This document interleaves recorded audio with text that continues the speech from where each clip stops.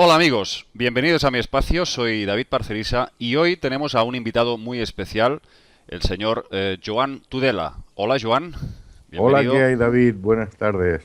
Muchas gracias por aceptar esta invitación a formar parte de este canal Rimbel 35. Hoy vamos a hablar con Joan Tudela sobre los ángeles caídos. Joan Tudela fue hace unos años detective privado, es criminólogo y inició la carrera también de psicólogo, que no la terminó, ¿verdad, Joan? No, no la terminé porque creo que ya no me daba tiempo a Ya no te todo, da tiempo de hacer tantas cosas. pero sigo estudiando, sigo experimentando Sí, con el tema y aprendiendo, pero no, ya no me daba tiempo a Joan, terminar. Joan es un experto en muchos de estos temas, de estas cuestiones mistéricas, grandes enigmas de la humanidad y sobre todo y en especial ha estudiado profundamente los enigmas y los misterios de la Biblia y su interpretación a la luz del fenómeno ovni y de la presencia de estas entidades que erróneamente nuestros ancestros tomaron como dioses. Entonces, nuestra primera pregunta para ti, Joan, lógicamente sería, ¿quiénes eran para ti los famosos vigilantes de los que hablaba Enoch y luego también llamados los ángeles caídos? Bueno, les podemos llamar, porque a mí la palabra ángel tampoco me gusta mucho, pero sí que le podríamos llamar los Gigi, le podríamos llamar los Grigori. Y si se les llamaba ángeles es porque posiblemente tenían la facultad de volar o de teletransportarse, bien fuera por una especie de arnés o algo mecánico, porque en ningún momento eh, eh, se les atribuye o hay escritos en los que se diga que pudieran tener unos miembros anexos en los que tuvieran alas, sino eran unos entes o unos seres que tenían la facultad de o bien de volar o bien de teletransportarse. Y de ahí que la mente antigua, que no sabía diferenciar ciertas cosas, los moldease como una especie de hombres pájaro con alas o Ujú. entes que podían volar. Bueno, tú, Joan, supongo que has visto el famoso prototipo aéreo que tiene que fabricó la NASA, llamado el Jetpack, que funciona con peróxido de hidrógeno. Efectivamente. Y Tal es muy vez, parecido a ese supuesto traje que llevaba Ishtar, la exacto. famosa Inanna sumeria. Efectivamente, o sea, incluso no hay que ir más lejos. Es decir, si hablamos de que tal vez pudieron llegar aquí con una serie de naves y se solamente si observásemos a un astronauta moverse en un paseo en el exterior del módulo y moverse con su traje espacial, nos encontraríamos que tal vez lo pudiéramos definir como un ente que está volando y podríamos pensar que es una especie de ángel o dios o semidios o como le quisiéramos llamar. Luego, posiblemente esos Igigi o esos Grigori eran, utilizaban algún tipo de arnés que les permitía volar. Mira, exactamente, podemos ver esta figura del arte precolombino, esta especie de ser que giramos y podemos ver que efectivamente tiene una especie de toberas detrás. Propulsores. Y aquí podemos ver cómo en la parte de delante tiene una especie de arnés. Efectivamente, pues si le das la vuelta, verás que eso en la gente primitiva lo podía tomar muy bien como alas. Efectivamente, porque podía volar y ellos lo único que conocían que volaba eran las aves. Entonces, la deducción es muy simple, ¿no? Y aquí fíjate que sostiene, puede verse perfectamente que sostiene como unos mandos Como para una poder, especie de man. claro, poder Exactamente. maniobrar, ¿no? Al mismo tiempo, podemos ver esta especie de miembro viril, que es como un signo de fertilidad. Y bueno, aquí podemos ver estos colmillos. Esto no parece un ser humano. Sí, Es, es efectivamente. bastante curioso, los ojos muy rasgados, ¿eh? Muy curioso este objeto. Entonces, efectivamente, Joan, estoy contigo de que probablemente no es que tuviesen una extensión como unas alas, sino que utilizara algún tipo de tecnología aeronáutica que de nosotros, desde luego... Exactamente, que le permitía volar. Exacto, exacto. Luego ya el arte y la literatura hacen el resto y bueno, y los Claro. convierten como ángeles con alas. ¿Tú consideras, pues, que se ha manipulado, sobre todo desde un punto de vista religioso, la imagen de estos ángeles caídos que fueron castigados por esa entidad mayor llamada Yahvé, aunque tú sabes que en el libro de Enoch, que es de donde podemos sacar más datos de esto, en ningún momento dice Yahvé, siempre lo llama el Señor y sus ángeles, ¿no? Pero mi pregunta para ti sería, ¿hasta qué punto se ha manipulado la imagen tétrica, malévola de estos ángeles caídos? Bueno, vamos a entrar ya dentro de lo que es la herejía. ¿No? Yo aviso para que luego no nos... No vengan a eh, quemarte a la hoguera. exactamente, ahora ya vamos a entrar dentro de la herejía. Es decir, tú sabes que en todo tipo de contienda siempre hay un ganador, hay un perdedor, y el ganador es el bueno y el perdedor es el malo, y el que escribe la historia es siempre el bueno. Es decir, partimos desde esa base. Eso lo podemos encontrar desde cualquier contienda, en cualquier país, desde la Guerra Civil Española. Antes los de derechas eran los buenos, ahora son los malos. ¿Entiendes? Y ahora pasa al revés. Pues bueno, aquí parece ser que yo te comento, porque yo pienso en dos tipos de destierro, es decir, un primer destierro en el que vienen aquí no en busca del oro para salvar su planeta, sino que llegan aquí desterrados y entonces crean, por las necesidades para que se les sirva, crean al ser humano. Hasta ahí, ¿cuál es la figura? Hay un grupo que de hecho coincide en los escritos, que es la 10ª legión, que es la de los vigilantes, la de los Grigori, los que precisamente los que más en contacto están con los seres humanos. Ocurre una cosa, y ya te lo voy a decir desde el punto de vista de detective privado: cuando investigas o vigilas a alguien, si llevas mucho tiempo vigilando a esa persona, vienes a coger una especie de síndrome de Estocolmo, en el que, no concretamente un síndrome de Estocolmo, pero sí en que llegas a apreciar a esa persona. Hay una película muy ilustrativa sobre lo que estás diciendo, La vida de los otros. ¿La has Efectivamente, visto? Donde sí. un espía ahí en la Alemania de transición, vamos a decir, pues también de alguna forma desarrolla una empatía hacia un escritor al que tiene que descubrir que está metido detrás de una red para dar datos sobre la dictadura que hay detrás de ese gobierno. Entonces Pues lo protege. Pues ahí está. Es decir, precisamente de las 10 legiones, la 10ª legión que era la encargada de vigilar a los seres humanos. Cada legión tenía su tarea, pero precisamente los que más entraban en contacto son los que incluso se enamoran de las mujeres humanas y yacen con ella y tienen hijos, que es cuando surgen los famosos nefilín. Pero es precisamente cuando al entrar más en contacto con los seres humanos se dan cuenta de que son como ellos y de que si se les da una oportunidad pueden aprender y evolucionar. Y entonces cometen lo que podríamos llamar el pecado original. Es decir, le desvelan la ciencia del bien y del mal. Les dan a conocer los secretos del fuego, cuyo mito lo encontramos en Prometeo, porque sabes que cada cultura ha tratado este tema de una forma distinta. En este caso, pues en la griega nos encontraríamos a Prometeo, como el portador de la luz, el que les enseña a los seres humanos el fuego, y por eso los dioses los castigan. Bueno, Y ahí está entonces, luego Lucifer, sí. exactamente. Y entonces,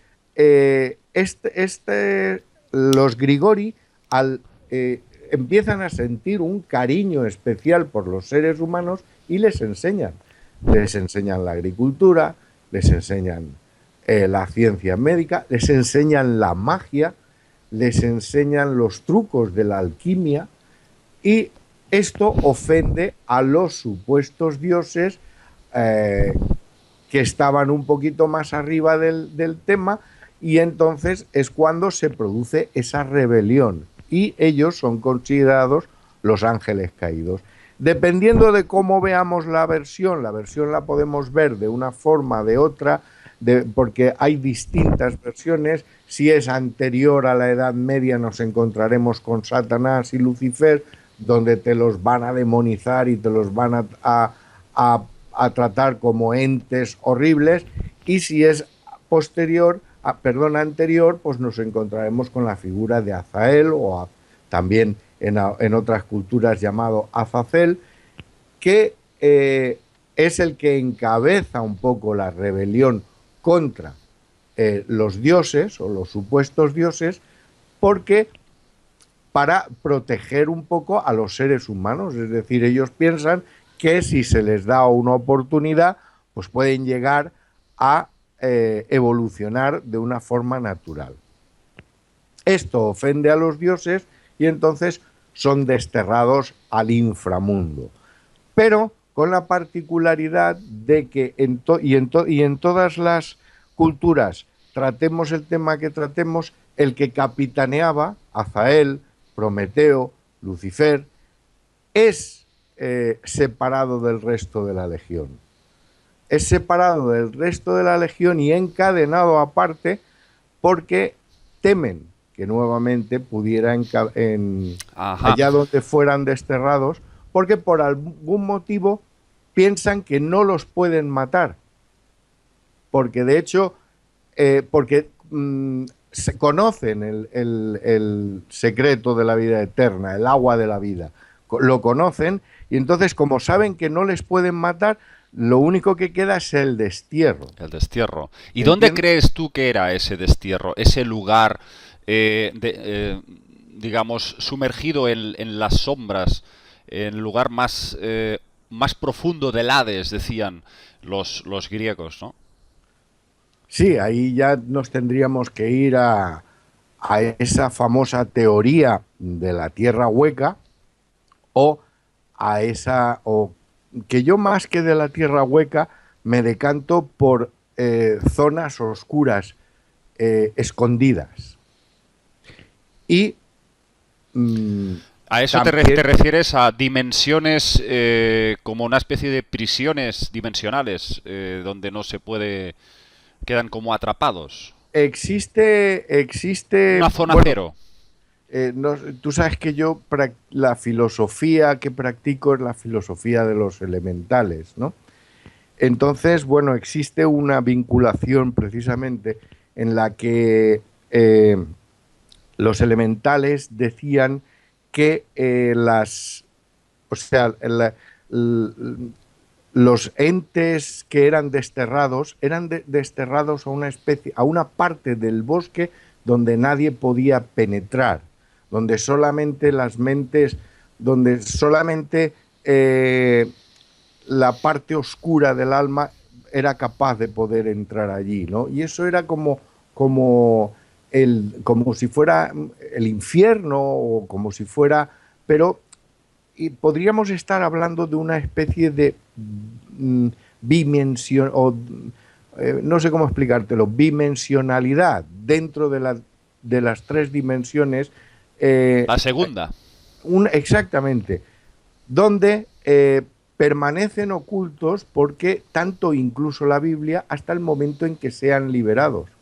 Porque una de las cosas, sabes que el Apocalipsis de Juan le podemos dar miles de interpretaciones, pero una de ellas es que están a la espera de la liberación. Es curioso, es interesante esto. Sí, pero ahora luego tendríamos que ver replantearnos en esta parte. Es decir, ¿quién es el malo y quién es el bueno? Porque si alguien a mí viene a mi casa y me dice, oye, mira, que yo te voy a ayudar, te voy a enseñar a hacer esto y te voy a enseñar a cultivar tomates y te voy a enseñar a plantar zanahorias, y cuando viene el otro y me dice, ese tío es un cabrón porque te ha ayudado a hacer esto, lo otro, lo de más allá, y lo voy a desterrar. Entonces piensas, vamos a ver, o si una persona si alguien que ha venido a ayudarme es considerado el malo y el otro por tener más poder es considerado el bueno, pues aquí hay algo que me falla, ¿no? Bueno, hay que decir a la audiencia que en el Skype de Joan Tudela hay una frase suya que dice: habiendo visto lo que han hecho los buenos, yo me paso al bando de los ángeles caídos.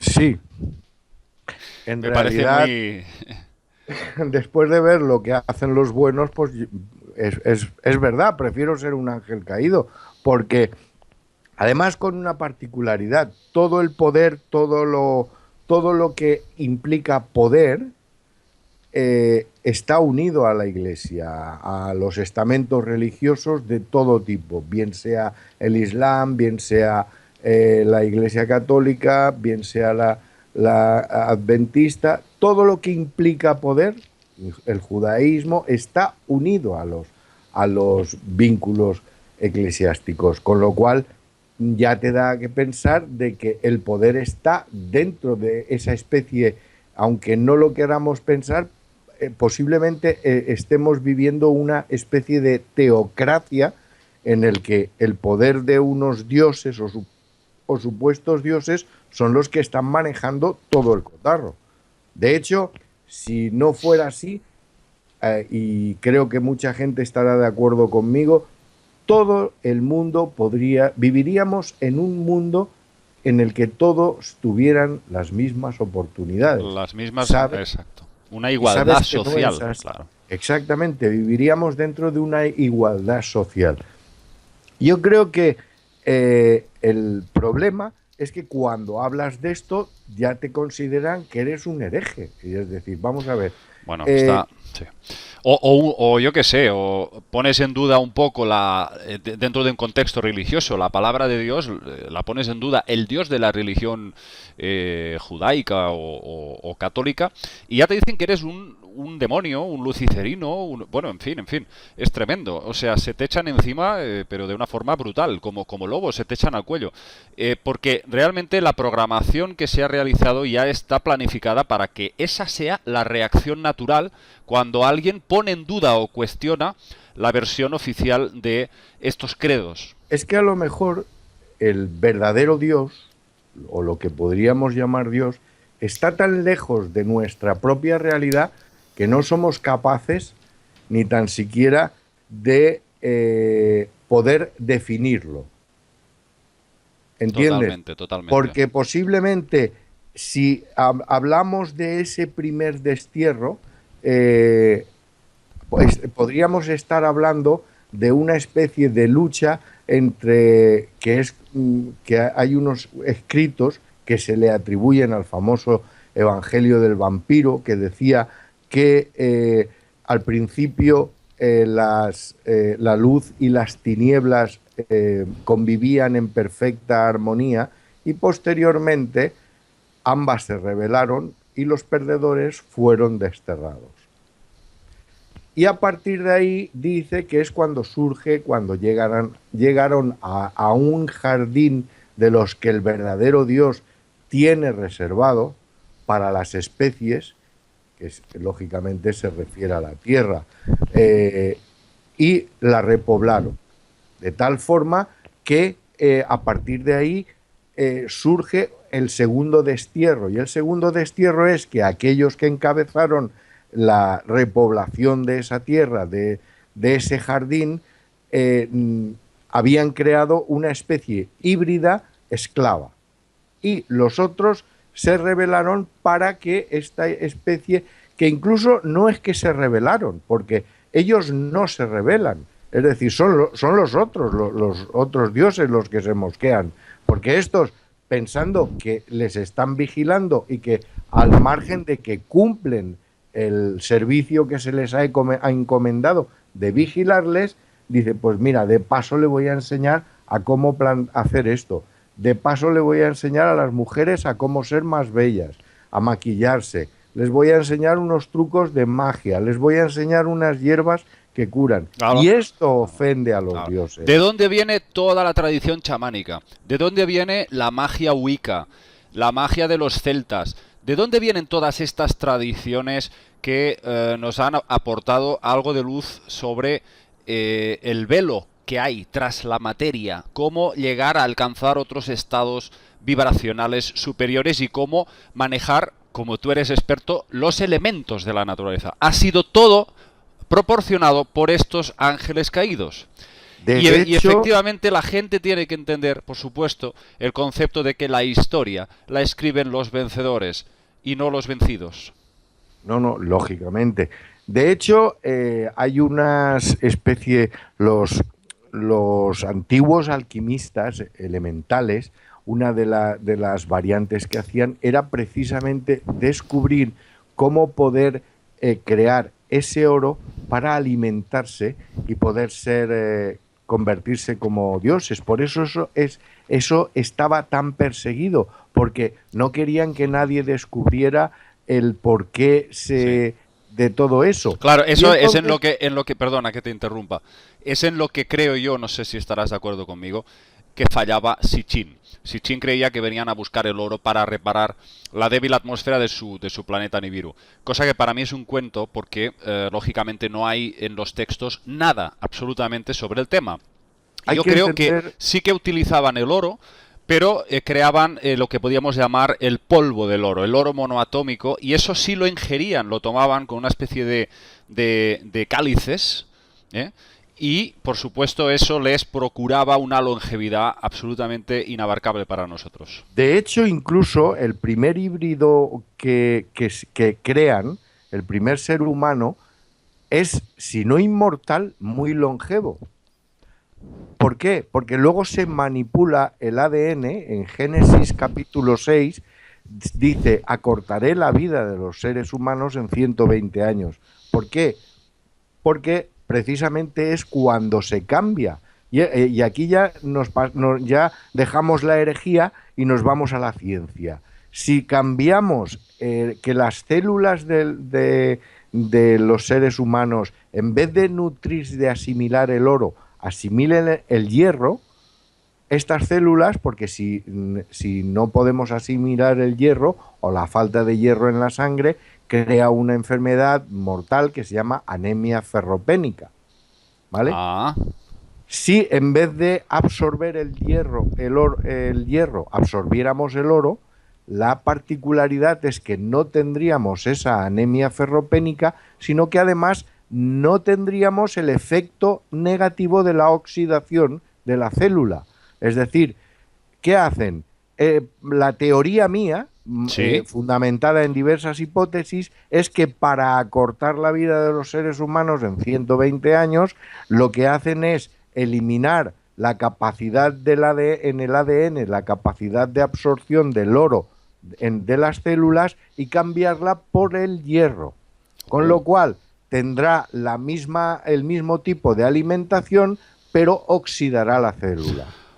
Tremendo, tremendo. Es una teoría que yo fui elaborando hace tiempo, claro, y que si la analizas bien, tiene su lógica. Bueno, porque al fin y al cabo el ser humano envejece por la capacidad de oxidación de sus células. Exactamente, ni más ni menos. Y no sé qué opinarás de las teorías del físico Dan Winter. Él dice que esa luminiscencia que vemos descrita en tantos textos, incluso en la Biblia, que siempre que nacen estos híbridos que son fruto de manipulaciones genéticas de estos seres, de estos Anunnaki, estos dioses, siempre se describe el nacimiento de estos híbridos, como David, por ejemplo, rey David, Sansón, Abraham, Noé, Ziusudra, siempre aparecen envueltos de luz, incluso el propio Jesús de Nazaret aparecen envueltos de luz. Y dice, especialmente cuando nace Ziusudra, dice, cuando abrió los ojos se iluminó toda la estancia. Una y otra vez, Joan, se describe lo mismo. Es como que Dan Winter explica eso por la acción de los altos contenidos de cobre en la sangre. Porque dice que ese cobre produciría ese efecto luminiscente. No sé qué opinas. Bueno, yo lo que ahí, yo eso lo he analizado desde otro punto de vista, porque digamos que cada maestrillo tiene su librillo y yo entonces le voy poniendo una serie de, porque intento desviarme. Yo intento ir más a la parte científica y desviarme menos por la parte de la fantasía, porque soy mi primer crítico en ese aspecto. Entonces yo me voy a lo que le podríamos llamar los que poseían el factor X o nacían con lo que pudiéramos llamarle el factor X y de los que no lo tenían. En este caso yo incluso me remontaría a los linajes de sangre que ya parten de la base de los hijos de Lilith y de los hijos de Eva. Es decir, porque además yo tengo otra hipótesis sobre Caín. Caín y Abel no eran hermanos, sino hermanastros. Caín era hijo de Lilith y Abel fue hijo de Eva. Abel estaba bendecido por los dioses, luego les ayudaban, luego para mí es los que tenían el factor X y los que estaban encaminados a gobernar. Y los de la raza de Caín eran los descendientes de Lilith, que eran los que estaban destinados a ser esclavos. Pero sí, pero estos tenían sangre muy reptiliana, del lado oscuro. Bueno, porque no sé qué opinas. Ahora vayamos al tema reptiliano. Sí. ¿Por qué precisamente la gente se empeña en decir que a lo mejor los malos eran los reptilianos?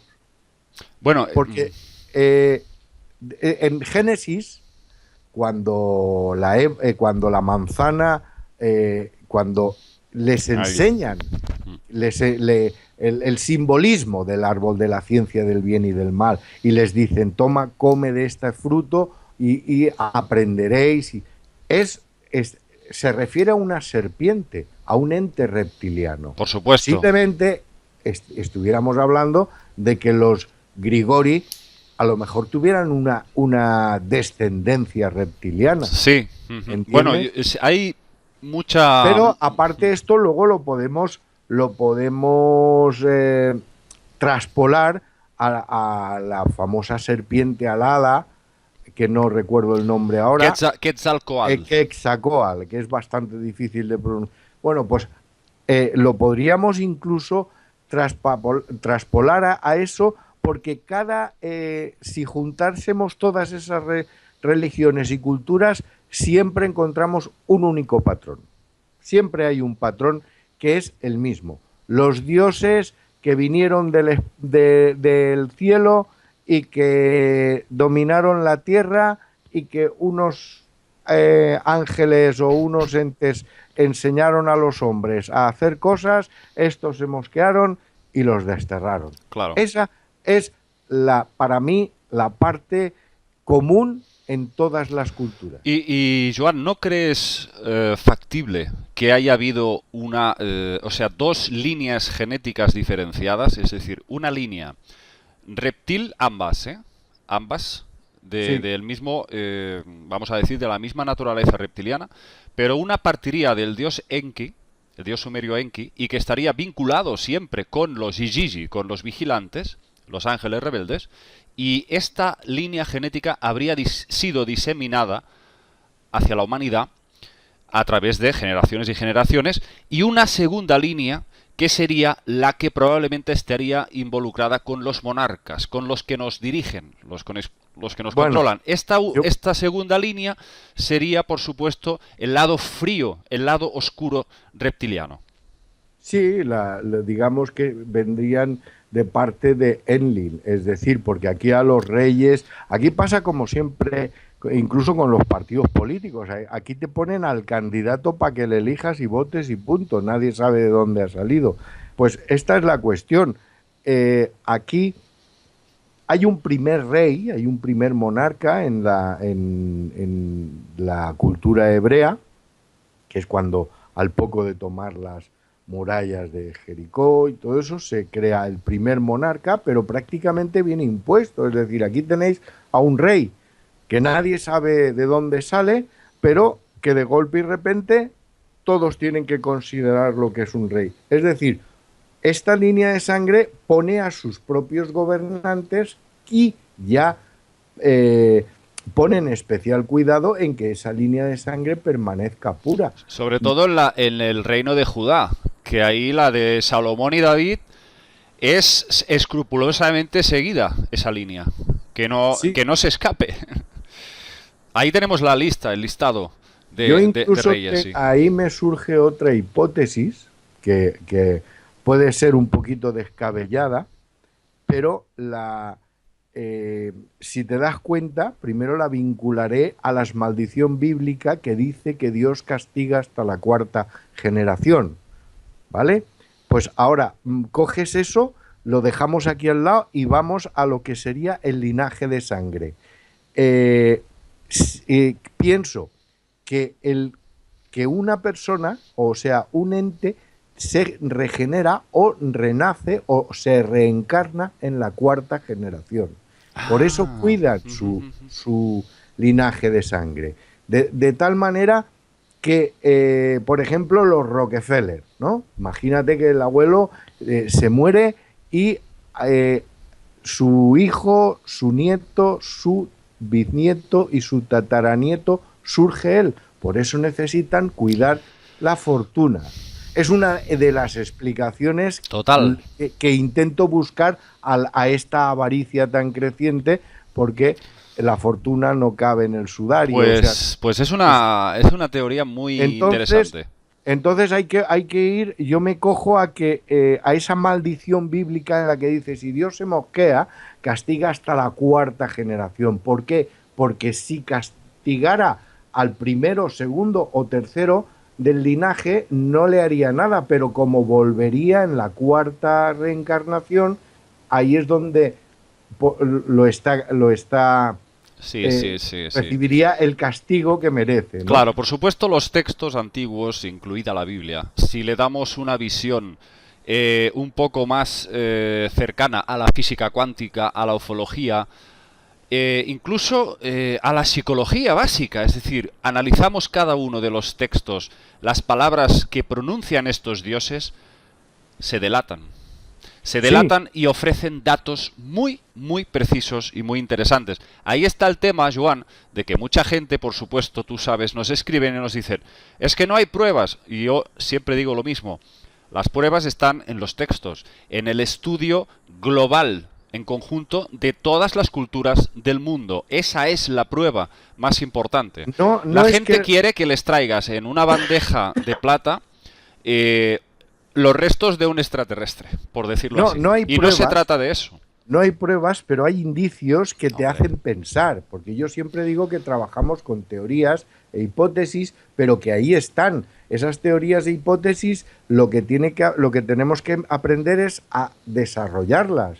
Porque decir, bueno, vamos a ver, y hacernos preguntas, es decir, ¿por qué dice que Dios castiga hasta la 4ª generación? ¿Por qué? ¿Qué vinculación puede tener eso y por qué la 4ª generación? Porque en teoría mi bisnieto no tiene nada que ver con el pecado que yo haya o con el daño que yo haya podido cometer, ¿no? Exacto. Y entonces es cuando vas juntando todas esas cosas, es cuando vas descubriendo una serie de respuestas que por cierto traen nuevas preguntas, pero respuestas a muchas de las preguntas que te haces que no las hay.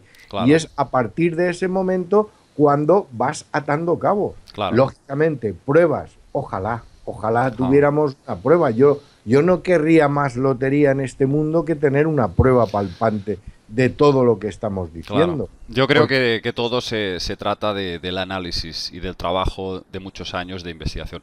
Joan, no tenemos más tiempo.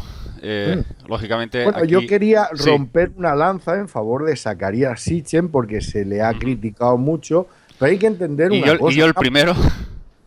Pero no, pero aparte hay que entender una cosa, y eso hay que verlo desde el punto de vista. Este señor, ante todo, era escritor y su editorial le estaba financiando las tablillas y necesitaba convertir esa financiación en dinero y le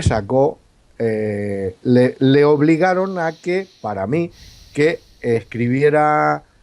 se terminase de inventar el resto del libro y lo lanzase a la luz. Al principio, como nadie tiene pruebas de si necesitaban el oro para vivir, para alimentarse, o lo necesitaban para su planeta, pues lógicamente te coges a la teoría tal y como te la explican. El Por eso, resultado, sí, el resultado final a todo eso, Joan, es que hay millones de personas en el mundo que creen que se acerca Nibiru a la Tierra. pues así, yo he recibido algunos correos y Nibiru está cerca, no está cerca. Yo ojalá pudiera saber eso, pero no sé, pienso que lo que tenemos que aprender con eso es la capacidad de juzgar de forma científica. Porque aquí muchas veces el problema es que expones una teoría, expones una hipótesis y las respuestas que muchas veces reciben es eh, pues este tío no tiene ni puta idea de lo que está diciendo. Entonces, para mí eso no es válido. Yo necesito datos, indicios, cosas, ideas razonables que te permitan sentarte una noche con un papel y un bolígrafo y poner una cruz y empezar a escribir una cosa por aquí, otra por aquí, otra por aquí y a ver si voy componiendo el puzzle Por y voy supuesto. sacando nuevas hipótesis. Claro que sí.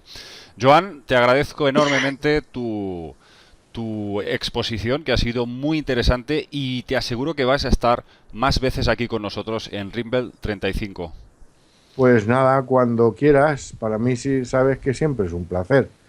Muchas Solo gracias, Joan, y nada, vosotros emplazaros para futuros vídeos y desearos un feliz año 2016. Un abrazo para todos, amigos.